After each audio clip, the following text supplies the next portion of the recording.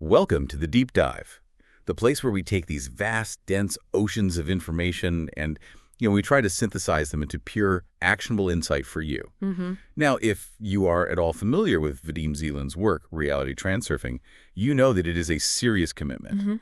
The full audio series can take upwards of 80 hours to consume. And that is not an exaggeration at all. We are focusing today on the massive third book, The Inner Architecture. Right. While the first two books introduce these incredible external concepts like the terrifying efficiency of pendulums and the structure of the alternative space, this one demands that we turn the lens inward. It's the deep work. It really is. Absolutely. And you should think of this deep dive as, well, the ultimate operational shortcut. We're looking at a system that explains in really minute detail how your internal energy states, your thoughts, your stress, your sense of self-worth, literally function as programmable hardware. Hardware that shapes your reality. Exactly. Our mission today is to extract that essential distilled operating manual for your consciousness. Precisely.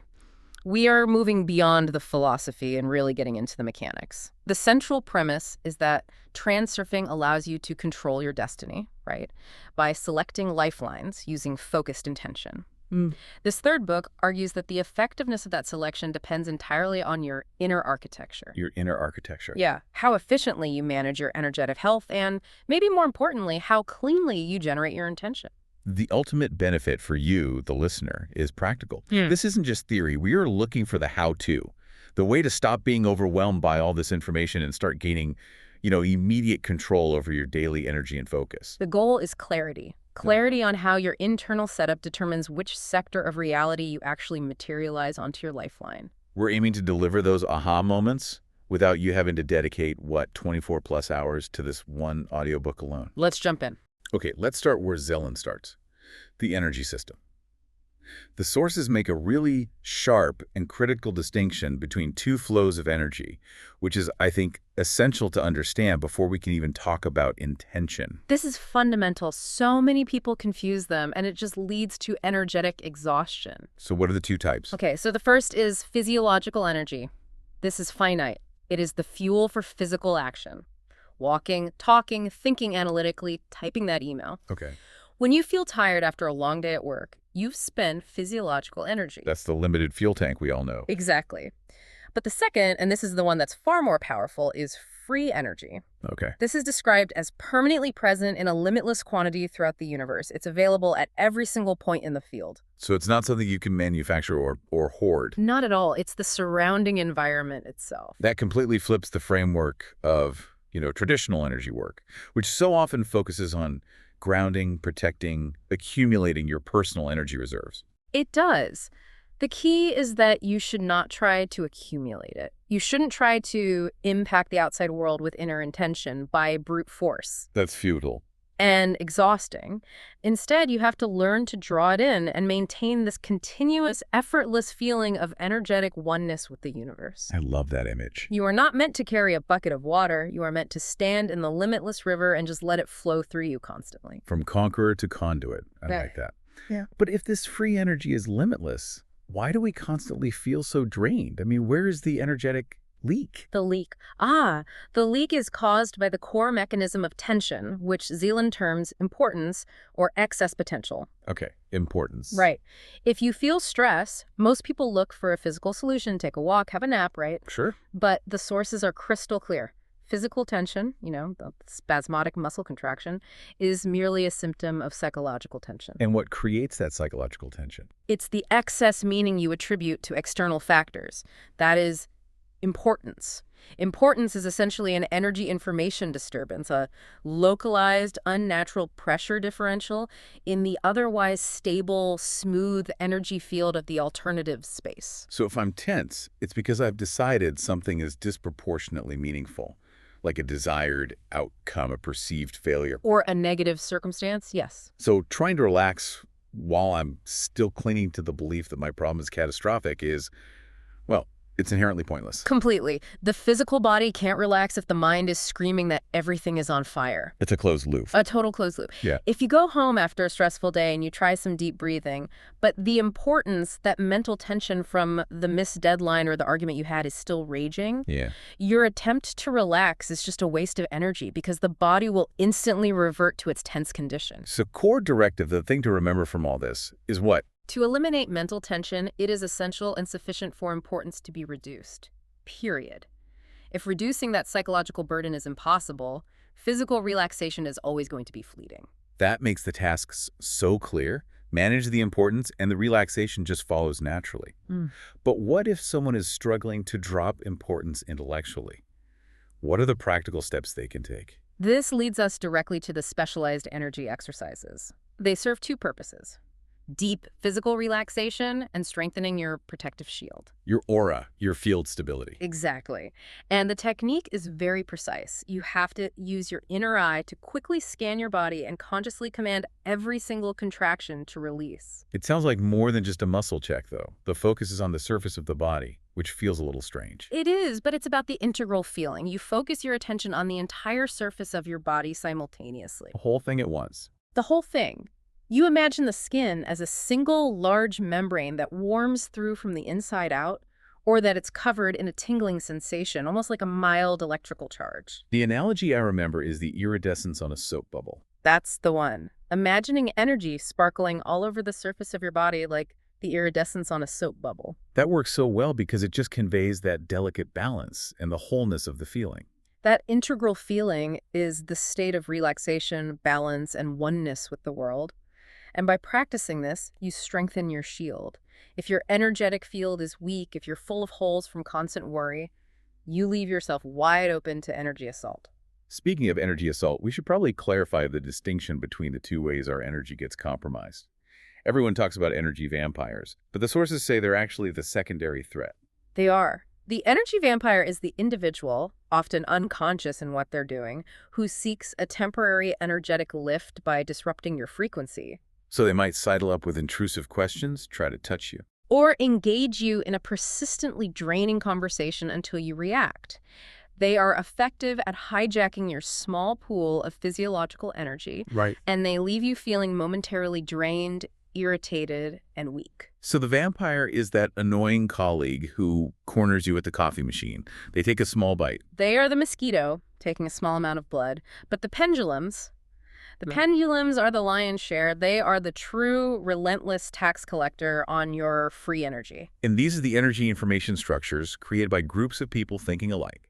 Ideologies, trends, organizations. Fears, consumerism, financial markets. Yes. And they don't need to be physically present to drain us. Absolutely not. They suck free human energy constantly through what's called the importance meridian. Okay, the importance meridian. Right. If you imagine your energy flow as this broad, powerful river running through your center, the importance meridian is a focused secondary channel that opens up. When does it open? The moment you give something excess, meaning, say, you panic over a market crash, or you have intense worry about a political situation, the pendulum has a direct, active straw into your core free energy. I think we need to anchor that concept a bit better for the listener. How can we visualize that channel being activated? Okay, think of your main energetic flow like a large industrial-sized hose pipe running through you. When you activate importance, when you create that psychological tension about a specific issue, you're effectively kinking that hose pipe in one place, which restricts the natural flow. Right. But you also open a small, draining tap that is directly connected to the source of your worry. That tap is the importance meridian. And the external pendulum is the mechanism that drains it. And the more critical the goal or the fear seems, the wider that tap opens. that makes the distinction so clear. The goal isn't just to fend off individual energy suckers. It's to eliminate the energetic attachment to the concepts themselves. Financial fear, career anxiety, political outrage, by dropping the importance. Importance is the entry point for almost all external control. If you attach overwhelming importance to a news story, you feed that story's pendulum. If you attach overwhelming importance to winning an argument, you feed the conflict pendulum. Exactly. The sources stress that pendulums aren't malicious per se. They just require energy to exist, and they'll use any hook you offer them. Like consumerism. Consumerism thrives on outer importance. That feeling that your life will only be complete if you acquire a certain status symbol. That intense, disproportionate desire feeds the consumer pendulum constantly. And the more people who feel that pressure, the wider the global importance meridian connecting them to that pendulum becomes. That's a powerful thought, and frankly, exhausting. It explains why modern life feels so taxing, even when physically we're often sedentary. We're just constantly feeding pendulums through low-level anxiety and disproportionate reactions. Okay, so now we drill deeper into importance, which is the core architectural flaw we have to fix. We know it's the cause of excess potential. Let's really explore the mechanism of the wind of balanced forces. Right. So, importance, which is generated when your thought energy attributes disproportionate meaning to something, is literally a pressure differential. It's an imbalance in the system. And nature, the alternatives flow, the universe, whatever you want to call it, is inherently stable. It seeks equilibrium. Mm-hmm. It hates imbalance. So what mechanism does it use to restore it? It calls in the wind of balanced forces. And this is not divine punishment or bad luck. It's a spontaneous, energetic mechanism that strives to neutralize the polarization. And the crucial insight is that the wind usually eliminates the excess potential by bringing about the opposite of what was intensely desired or feared. Which is the definitive explanation for Sod's Law, right? The moment you decide this one single event must happen or this one person must like you, The circumstances suddenly conspire against you. the harder you clutch, the harder the balanced forces push back. The fear that you might fail at the presentation creates so much energetic importance that the balanced forces step in and, ensure technical difficulties occur. The intense desire for wealth creates excess potential that manifests as unexpected expenses. Or investment failures, yeah. The goal is to want it calmly, not desperately. And that brings us directly to the application of importance on the self-inner importance, Yeah. or self-worth. Inner importance is the overestimation of one's own virtues, or, on the flip side, one's own shortcomings. And here is the core paradox. Which is? Both poles create the same magnitude of excess potential. Being excessively arrogant, I'm an important person and everyone must recognize it, is just as energetically damaging as excessive self-deprecation or lack of confidence. Wow. So whether you're a narcissist or you suffer from crippling imposter syndrome, you are burning the same amount of internal energy on psychological tension. Exactly the same amount. The insecurity labyrinth, that constant lack of self-belief, is a massive drain. You're constantly battling to prove your worth, either to yourself or to others. And this struggle undermines both inner and outer intention, because your mind is too busy fighting an internal war to focus clearly on a target.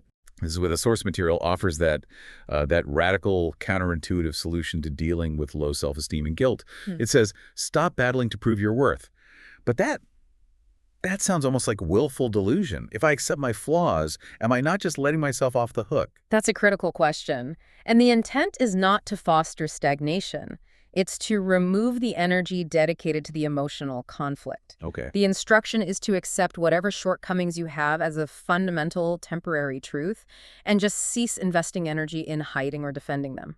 Once that energetic battle stops, you free up the resources needed to actually improve. So instead of thinking, I am bad at public speaking and I must hide it, I just say, I am currently not proficient at public speaking, and then proceed to practice without all the internal drama. Precisely. You acquire the worth you seek automatically the moment you let go of the battle to prove it. Zealand uses that unforgettable analogy of the piglet here. Yes, the constant carrying of our flaws. Imagine carrying this squealing, heavy piglet everywhere that represents your shortcomings, your guilt, your insecurities. You are spending every ounce of physiological and free energy trying to keep it hidden, keep it quiet, and tucked tightly under your arm. Right. The moment you acknowledge, yes, this piglet exists, it's loud, and I'm letting it go, you immediately feel free and light. The energy previously spent on internal control is now available for positive intention. It's liberation through acceptance. And the same principle applies externally. Stop justifying yourself to others. Absolutely. Justification is a form of inner importance. You're basically saying that your self-worth depends on other people's opinions. Unless it's absolutely necessary, you have to stop justifying yourself. If manipulators try to use public blame to profit from your guilt, you step back. You let them fall through the emptiness. You disengage. You remove the energy they're looking for. Okay, let's shift now to outer importance. The excess potential associated with external goals, like financial success or getting a specific promotion. This is where the mind tends to obsess over the means rather than the end. The goal itself seems so desirable or unattainable that we generate huge importance around it. This is particularly true for financial goals. Right. The mind worries constantly about the money, the how, the investment strategy, the logistics. Which means the core instruction has to be, do not think about the money. It's so counterintuitive for the logical mind, but it's absolutely correct for transurfing. Thinking about the money is the path of struggle and inner intention. The instruction is to concentrate entirely on the goal as if it were already achieved. Focusing on the feeling of possessing the goal. And earning the will to have, not the money itself. Mm-hmm. When you give yourself unconditional permission to have, outer intention automatically finds the means. The means are supplied by the alternatives flow if the goal is programmed correctly and without tension. But how does that tension manifest? This brings us to that fantastic supermarket analogy. The supermarket of the alternative space, yeah. It's stocked with every possible life trajectory. You, the customer, walk up to the counter and you ask for, say, a star in show business or a perfect relationship. And the shop assistant reality says? No problem. Here is world fame and wealth, or here is your soulmate. But what does the customer do? The customer immediately starts resisting their own order. They list every single reason why it's impossible. Only a handful make it. I don't have the connections. I don't deserve this much happiness. They're actively pushing the item away with doubt, with limiting beliefs, with disproportionate analysis, all forms of importance. Right. And because the customer keeps sabotaging the transaction, the shop assistant eventually says, I don't think we can help you, and puts the item back on the shelf. The mind, through its inner importance, is actively blocking the fulfillment of the order. The mind insists on its own difficult script. Mm-hmm. It only accepts success if it comes through hardship and struggle and effort, which it has already imagined. It can't accept it just dropping out of the sky. Precisely. Success often arrives when the mind is distracted, when it's unable to hinder the realization with its internal resistance. Which brings us to the practical solution. How do we consciously drop this mental resistance when just intellectually trying to stop worrying fails? We have to take action. Yes, Yeah. the power behind excess potential, that psychological tension, it just dissipates in the process of doing. If you can't stop worrying about a presentation, you don't fight the worry. You focus on the smallest, most concrete preparation step. You move your body, you organize your notes. This action can be visualization, or it can be simply calmly placing one foot in front of the other toward the goal. The focus doing breaks the cycle of that internal circular mental battle. And how does this apply to intense negative emotions like fear or desire, which are such strong generators of importance? The strategy is pre-acceptance. Before you even step into the arena, you accept the possibility of defeat. If fear is unavoidable, say fear of flying, you do not fight the fear. You feel it. You feel the fear entirely, but you continue to act as best you can in the circumstances. Any inner battle with fear just exacerbates the importance and drains your energy. Desire, on the other hand, when it's channeled into resolution and action, disperses its potential energy into the act of doing. And that's exactly how we shape our intention. You replace the worry about the outcome with the calm execution of the action. Okay, so if Section 2 is about clearing the energetic runway by dropping importance, then Section 3 is about ensuring we have a powerful, accurately directed vehicle for taking off. This is the architecture of intention. And intention is constantly confused with desire in popular culture, isn't it? Zielin's definition is far more muscular. It is. Intention is the resoluteness to have and act. Desire is merely a thought, a yearning, a wish. Desire has no power in and of itself. It's the conviction that matters. It's the unshapable conviction, the resolved will, that initiates physical or metaphysical action. This conviction is what programs the free energy. Can you walk us through that mechanism again? How does reality creation work at, the quantum level, according to the sources? Free energy enters the body, and it is programmed by our thoughts, by our intention. This programmed energy then exits the body, and it builds up in the corresponding sector of the alternative space. And when sufficient programmed energy is concentrated in one sector, that reality alternative materializes onto your lifeline. Your thoughts literally select the reality. They do. But it sounds simple, and there is a massive caveat that often causes the whole process to fail. The required state for effective programming. Yes, the heart and mind must be one. If they are in discord, if your logical mind insists on a goal that your heart resists, or vice versa, the thought energy you transmit is just scattered, fragmented, and ineffective. Like trying to tune a radio between two strong frequencies. You just get static. Interference. Let's clarify the distinction between the two types of intention, inner and outer.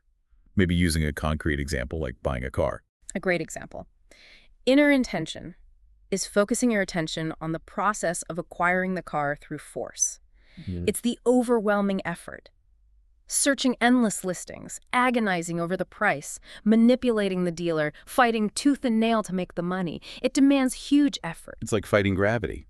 It's the fly beating itself against the window pane, just exhausting itself to get through the glass. The mindset is, I will conquer this world by force. Okay, so what's outer intention? Contrast that with outer intention. This is the concentration of attention on how the car realizes itself of its own accord. It requires the firm, unshakable belief that the specific car you want, that sector of reality, already exists in the alternative space and only remains to be chosen. So you're just positioning yourself to receive it. Trusting the circumstances will align. Outer intention is the movement of reality itself, carrying you effortlessly to the open window. So if I apply this to the car, inner intention is forcing the dealer to lower the price. Outer intention is having the perfect car, at the perfect price, the perfect financing, suddenly appear in my field of vision through a series of unexpected synchronicities. That's the distinction, and that's why the unity of heart and mind is the core architectural requirement. Because the mind provides the will for inner intention. Right, the analytical power. But the heart identifies with the outer intention, the feeling of the goal already achieved. When they're unified, the heart sings with knowing, and the mind rubs its hands in glee with resolution. But the mind is usually the dominant voice, isn't it? It's always analyzing and worrying. So how do we access the heart's wisdom? How do we listen for those subtle signals amidst all that mental noise? You listen for the rustle of the morning stars. There's such poetic language. It is. But it's for the subtle feelings, the sensations, the inner state you perceive before making a decision. The mind, being a logical structure, only trusts arguments based on reason. But the heart provides a feeling of ease or lightness, or conversely, a sense of immediate, palpable inner discomfort. We need to make this visceral. What does that rustle actually feel like in your body? It's the physical sensation of rightness. If a decision weighs heavily in your heart, if you feel a physical knot or some resistance, that is an unequivocal no. If, however, the choice feels light, spontaneous, and there's an almost childlike confidence about it, that is the heart's alignment. It's the absence of mental noise and the presence of effortless knowing. You should be able to physically detect the difference between a goal that feels like a struggle and one that feels like a joyful celebration. When this unity is achieved, the person begins to radiate something that changes their social reality too. That is charm. Charm is literally the mutual love between the heart and mind. A person in this unified state radiates an energy that is magnetic and attractive, not because they're trying to exert personal power, but because they embody perfect energetic harmony. They draw others in because they live in accordance with their own credo, creating a constant feeling of celebration that is just infectious. Okay, let's talk about the practical tool for programming this unified intention: visualization and slides. What's the fundamental rule for creating an effective target slide? The target slide must be a mental picture of the goal as if it had already been reached. It's a fixed, static snapshot of the result. And systematic daily visualization leads to the materialization of that corresponding sector. But the most crucial rule, the one people always get wrong, is this: do not include scenarios of achieving the goal in the target slide itself.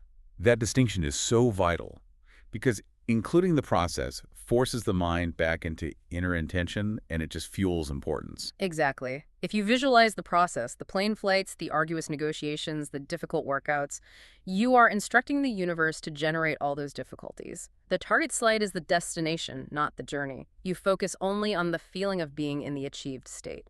So what about visualizing the process? How does that fit in? That is working with the current link in the chain, not the entire goal chain. You convince the mind that everything is going extremely well and today is better than yesterday. So you're working with the or in harmony with the alternatives flow. Exactly. You relax your grip on the overall script and you focus on the immediate circumstances being perfectly aligned and progressing smoothly. You are constantly accepting the reflection as positive. We see this applied so vividly when Zealand discusses dealing with illness. The healing game versus the illness game. Illness and the aging process are described as the lengthiest induced transitions. And why? Because the negative script, The idea of inevitable decline or suffering is so deeply ingrained and socially enforced by a massive pendulum, So in the illness game, you play the passive victim. radiating destructive energy and letting the negative pendulum pull you to its center. You are non-lucidly dreaming the illness. You are. To initiate the healing game, you have to become a proactive creator. This means consciously shifting your attention away from that destructive pendulum. You take an active interest in cures, you treat the illness with humor, you focus fiercely on improvement, and you communicate only with like-minded individuals. This is the step of intention in action, choosing a new, healthier script. The act of laughing at the illness, of not taking the fear seriously. That's the direct stilling of the pendulum sway. It frees your energy to shift lifelines. That lack of seriousness, that removal of importance, is paramount. The illness pendulum wants your fear, your worry, your disproportionate attention. By actively treating it with humor and focusing energy on the future state of health, your new slide, you starve it. And allow outer intention to take over. Exactly. Okay, the complexity of intention comes into really sharp focus when we deal with other people. Our internal architecture dictates our relational dynamics. And this brings us to the core concept of frailing. Frailing is. It's perhaps the most practical and profound technique in the book regarding social interaction.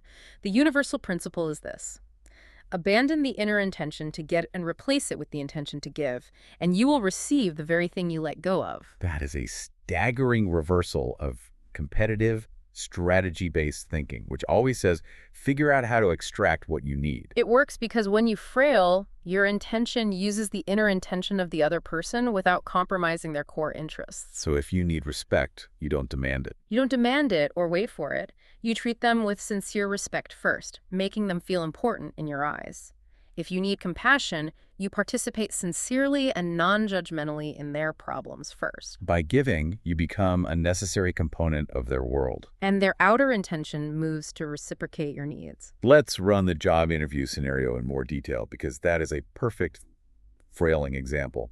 It is. When you're preparing for a traditional job interview, your mind is driven by inner intention. What will this job do for me? What salary will I get? What prestige will I acquire? Which generates massive outer importance around the potential rejection.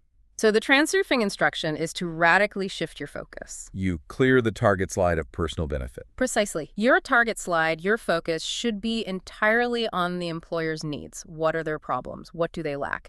You have to be solely interested in what you can give them to solve their operational pain points. And by presenting yourself as the solution to their inner intention. You eliminate the anxious, desperate wanting, which drops the importance. The result is that they naturally move to satisfy your needs, salary, title, benefits, in return for the solution you offer. It transforms the interaction from a desperate plea for approval into a confident exchange of value. That avoidance of desperate wanting is absolutely key. Desperation is excess potential, which triggers the balanced forces.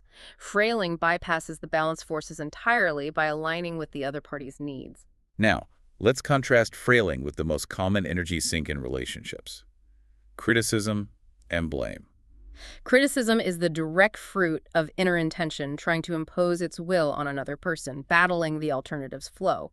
Blaming or criticizing others is trying to influence them by force. Which immediately creates excess potential. And, ironically, makes you suffer the energetic consequences. And here is the brutal social truth. People always take offense at criticism, regardless of how fair or justified the accusation is. And the sources explain why. If you win an argument, you're actually defeated. Why? Because you've delivered a blow to the opponent's most sacred asset, their self-esteem. You asserted yourself at their expense. Often adopting the role of manipulator. Humans are silently fighting for confirmation of their self-worth at every single step, and your criticism is an attack on that fundamental need. So the argument ends, but the residual negative energy and the damaged relationship structure remain, which you then have to carry. Yes. Therefore, encouragement and trust in a person's positive qualities are always more concordant with outer intention. When you focus on the positive, you create a shared, harmonious frequency that drives the relationship forward. The goal is to emphasize the positive and just let go of the need to control others' behavior through verbal force. But what if you are stuck in a situation, a family gathering, a work meeting, where you're constantly annoyed or drawn into conflict? We need a tool for radical, immediate detachment. That annoyance reflects a lack of awareness. You're totally absorbed in the non-lucid dream of the conflict. The crucial skill to practice is stepping into the auditorium. Moving from the actor on the stage to the observer in the audience. Tell us how that feels in practice. When the argument or irritation flares up, you mentally step down from the stage where the immediate reactive fight is happening. You become the detached observer, the person in the auditorium, watching the play. You observe your own reactions. And the other person's behavior, but without emotional involvement. When you let go of the intention to impose control or fight the situation, you gain control over your own attitude. And consequently, the situation itself often collapses or just resolves differently. This applies perfectly to domestic conflicts, where partners refuse to accept each other as they are, and they're acting without conscious awareness. You have to be the one, at least initially, to step into the auditorium. It breaks the loop. And this awareness also guides how you initiate difficult discussions. To steer a conversation successfully, you have to ensure the first word the person utters is yes. You set the tone for the entire exchange. Start with agreeable, non-sensitive issues. Build consensus on a shared reality first, moving smoothly toward contentious points only after a foundation of agreement has been established. This ensures you're both moving energetically in the same direction. And avoiding that immediate dissonance that occurs when you kick off with something that instantly triggers a no. Finally, in the architecture of love, Zeland warns against dependent relationships, which often masquerade as true love. Dependent relationships are based entirely on conditions. I will only be happy if you do X, or if you don't do Y, I won't do Z. When love becomes conditional, it transforms into polarization, which creates massive excess potential, destroys the natural balance, and inevitably calls forth the balancing forces, which often lead to conflict, separation, or emotional trauma. The balancing forces are triggered because you are placing disproportionate importance on the other person fulfilling your needs. Yes. The definition of healthy love that's offered is unconditional love with the right to possess and admiration without adulation. So what does that mean? It means accepting the person entirely as they are, allowing them their freedom and their flaws while admiring their essence.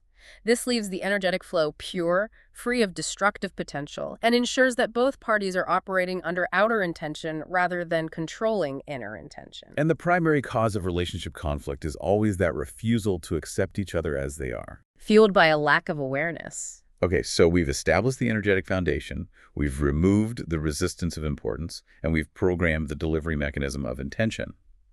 But all this requires knowing what you are programming for, finding your true destination, your door. This is perhaps the most crucial realization for the learner, because most people are diligently applying their intention to a goal that isn't even theirs. Right. Many of the goals people chase are false goals, imposed by pendulums, societal expectations, media narratives, family pressure. They're tempting because of the prestige they offer and their seeming inaccessibility. Which makes them shine like a light bulb everyone runs towards. Mm-hmm. If you achieve a false goal, you either realize you didn't want it, or it turns out to be hollow. And if you fail, the failure is disproportionately painful because you attributed so much importance to it. So how do you distinguish a false goal from your innermost desire? Your true goal, your door, is the one that transforms your life into a continuous celebration. It fulfills all your other smaller wishes naturally, and it exceeds expectation simply by being your path. You have to ask, what would I do, even if I wasn't paid for it, that makes me feel completely aligned and joyful?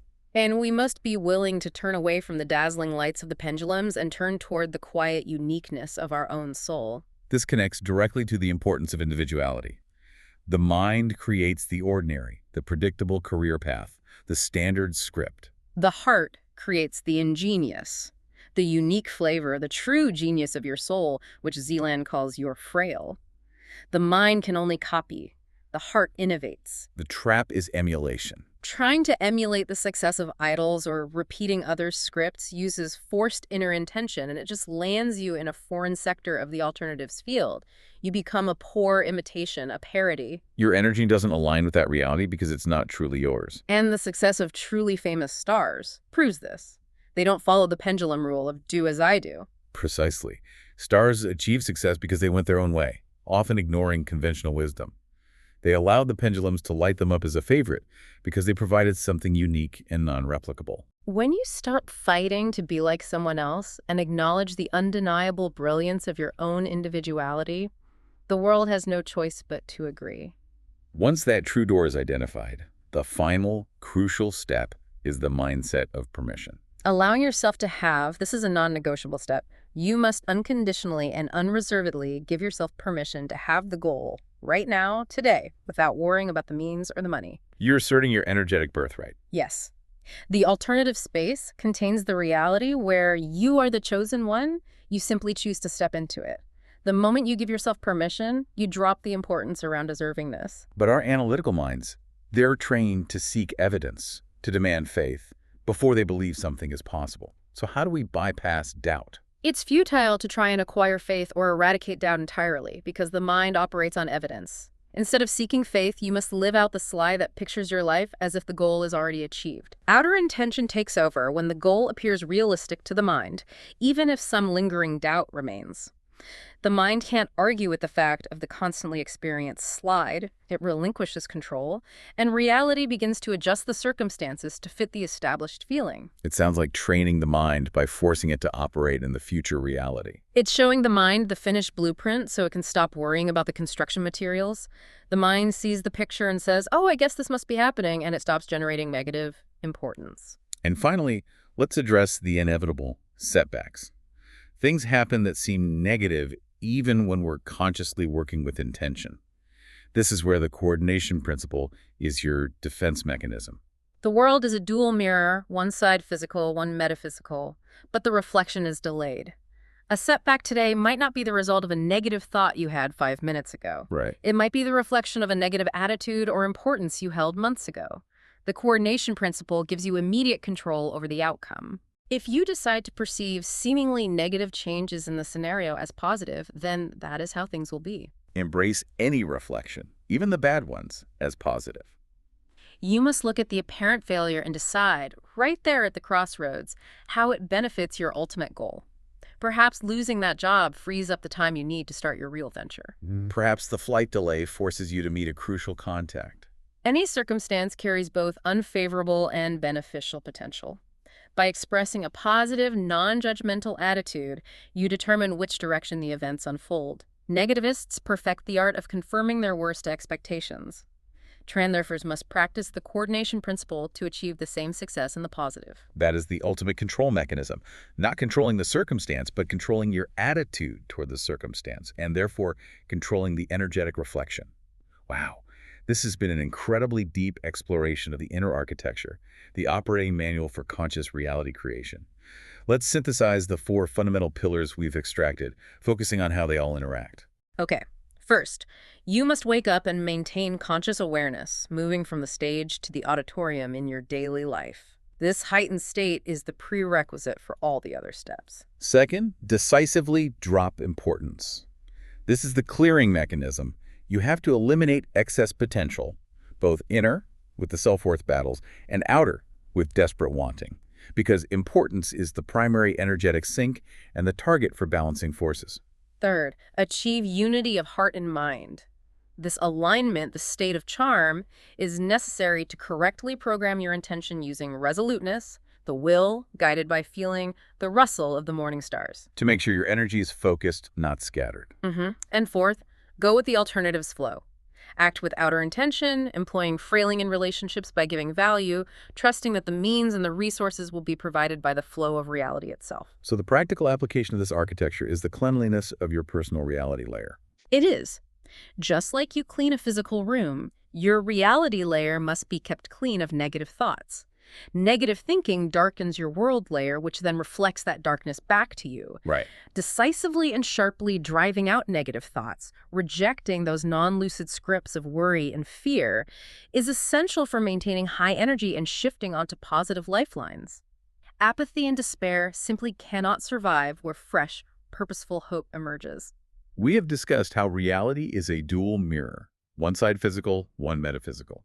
The world outside simply reflects the image you project from within, but with a delay. The only thing locking you into a life where circumstances control you, where you're the passive victim in a non-lucid dream, is your attention being permanently fixed on the reflection. On the problems, the scarcity, the immediate failures. Yes. The ultimate freedom lies in quitting the mirror and becoming consciously aware that your life is a controlled, lucid dream that you are actively designing. You are not merely a participant in this reality.